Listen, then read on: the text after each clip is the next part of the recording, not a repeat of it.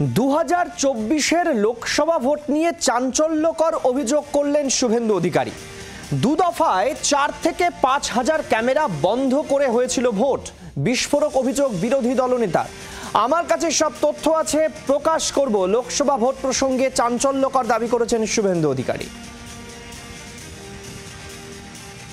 ভুয়া ভোটারদের নাম বাতিল হয়ে যাবে, এর ফলে যে 20% ভোট এদিক ওদিক করে এবং বিকেল 4টে থেকে 6টা পর্যন্ত ক্যামেরা বন্ধ করে যে ভোট হয়, সে ভোট হবে না, তাই সমস্যা হচ্ছে।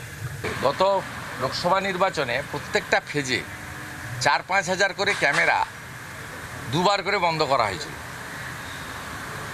আমি সে তথ্য প্রকাশ করে দেবো আপনাদের কাছে। ঠিক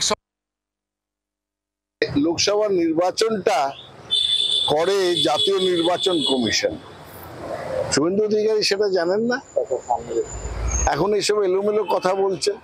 তার বিরুদ্ধে শুভেন্দু অধিকারী বলছে 4-5 হাজার জায়গায় গন্ডগোল।